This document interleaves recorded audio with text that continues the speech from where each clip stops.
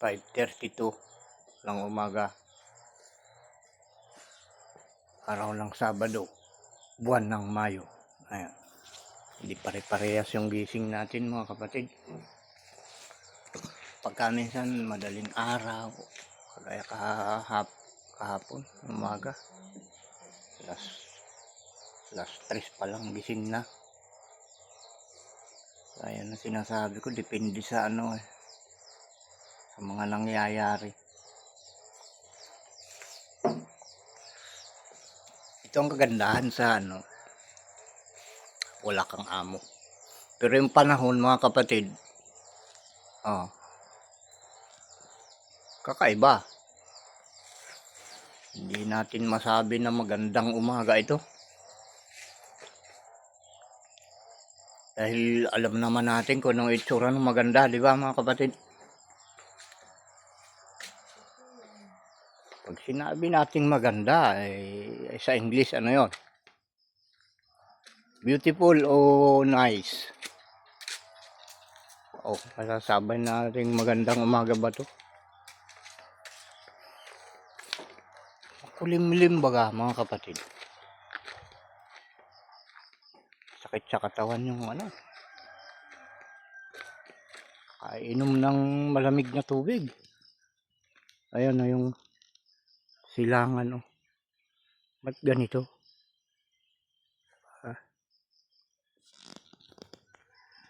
Bakit ganyan? Kape tayo. Teka muna. Tingnan nga natin. Bakit nagkaganyan?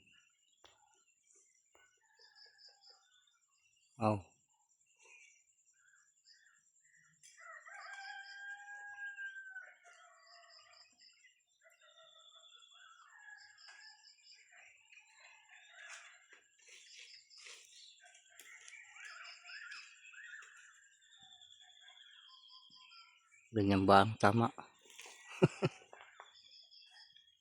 Madilim ganyan na.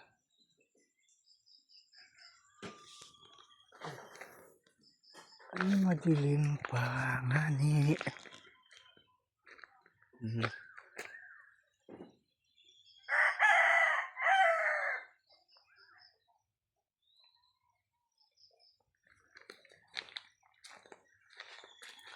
Tamang umaga ata to. Tawag dito. Tamang umaga. Ayun, lampas na sa Ay, lampas na naman tayo sa short. Short sa oras.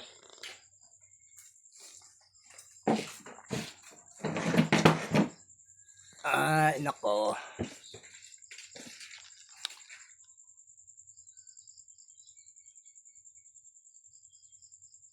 Yung mga apo natin saka yung anak natin ay talagang din. Mga tulog pa.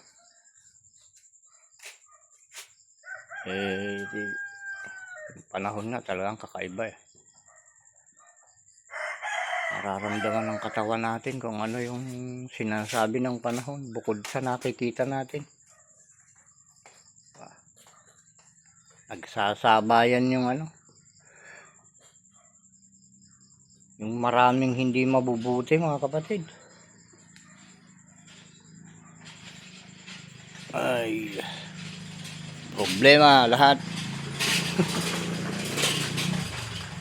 Problema yung pamumuhay, problema ang klima, problema pa yung mga namumuno sa ating bansa. Talagang kaya pala ayaw ng ating ama na manatili tayo dito sa kasalukuyang sanglibutan dahil ganito yung kalagayan.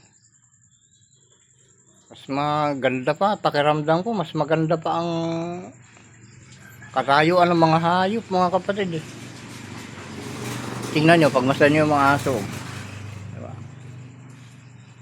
Yung isa ando sa silong nung tatlo yan Diba? Mastan yung mabuti ang mga hayop. May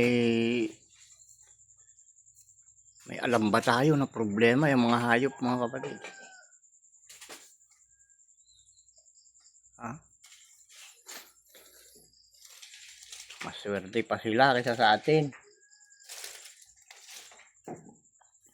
Ang mga yan hindi namang problema kung ano yung damit na gagamitin nila. Diba? Hindi namang problema kung anong aral ang dapat nilang marating. Kung ano ang kanilang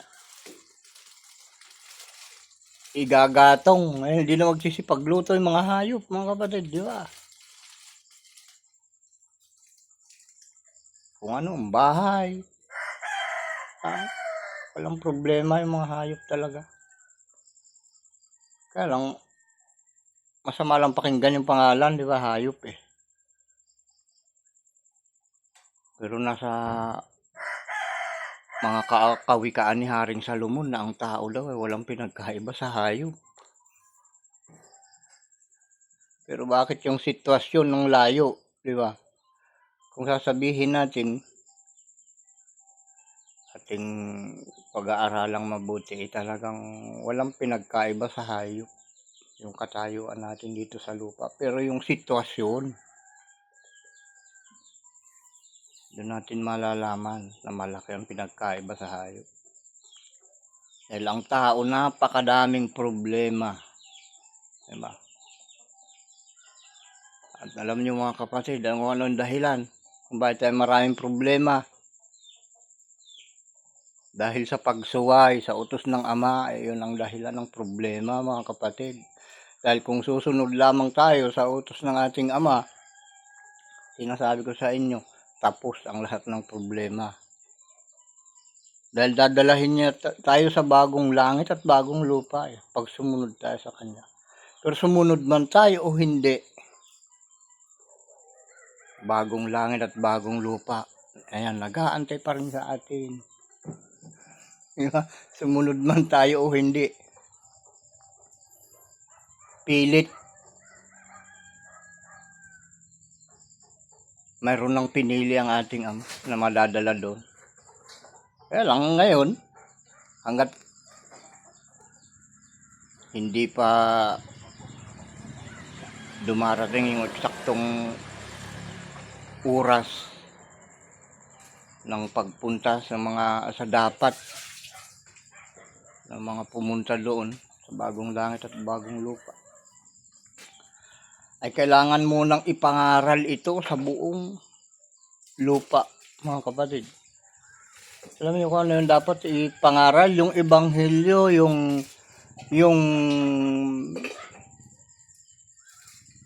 binabanggit doon sa Matthew 28:16 hanggang 20. Sinasabi doon na gawing alagad ang lahat ng bansa. Diba? Yun ang kailangang mangyari. Gawing alagad. Para tayo makarating sa bagong langit at bagong lupa. Ayun, kung yung itinakdang araw ng ating Ama, talagang walang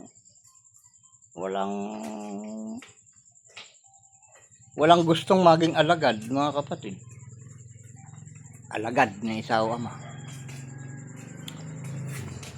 Pag dumating na yung oras, ayun lang mga pinili ang kukunin ng Ama na dadalahin sa bagong langit at bagong lupa. Alam niyo kung sino mga pinili na, mga kapatid? May marka sila, nasa noo, andito oh. Yan yung mga pinili niya. At hindi ka pwedeng magkaroon ng ganito kung hindi ka pinili. Inasabi ko sa inyo. Yan yung palatandaan, mga kapatid. Dahil yung may mga ganito, yan talagang nagsisikap, nagpipilit, nagpapakahirap, kahit anong kahihiyan. Hindi naranas sa panunuya ng mga tao. Pula. Ayan, kung ano-anong mga paratang na ibinabato sa amin. aning kapwa. Nananatiling nagpapakumbaba ang mga ganito, mga kapatid. Nandyan ka, sasabihin ng gobyerno ay mga NPA daw kami. Pag nakita kami ng mga NPA, sasabihin ng mga NPA ay mga intelligence daw kami. Kami daw ay, anong tawag doon? Spy ng gobyerno. O, tingnan nyo mga kapatid, ang ginagawa sa amin. Ang tao kasi, walang kasiyahan eh. Makakita sila ng mabuti. Pilitin. O, pinipilit na maging masama. Pag nakita silang masama naman, aba aampunin at ipapaampun ka sa mga may kaya, sa may mga tungkulin. Yun, pag nakakita sila ng masama. Pero pag mabuti ka, nako, sinasabi ko sa'yo. Problema ka ng karamihan pag mabuti kang tao. Dahil hindi ka nila mapasunod sa tama eh. Sa tama nilang mindset na kung susuriin mo sa anong tawag dyan, sa manual ng tao, sa aklat ng mga tao, napakalayo yung sinasabi nilang tama. Dahil nakasulat sa banal na kasulatan, mga kapatid, na walang gumagawa ng mabuti o wala kahit isa. Di ba? Ilang beses natin binabanggit yan. At yung katarungan nga nawala eh. Yung katuwiran nawala eh. Dahil lalabas yung tama, yung mga mabuti, yung mga katuwiran, kung hindi naman sinusunod ng tao yung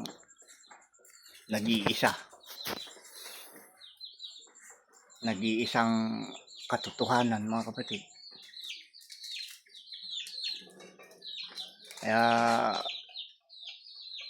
ang takbo ng pamumuhay natin ngayon, pakiramdam natin umaasinso ang buong mundo dahil mga high-tech ang mga gamit na karamihan na ngayon. Cellphone na yan, yung mga signal na yan. Para pakiramdaman natin gumaganda. Pero paraan lang yan ng Ama, mga kapatid, para matutuhan ng lahat. Kung nasaan yung tunay na turo, kung nasaan yung mabuti, kung nasaan yung tama. Diba? Ang problema, nag-iisa lang eh. Yung nagsasabi ng tama. At gaya ng sinabi ng ating Panginoon sa atin, sa banal na kasulatan,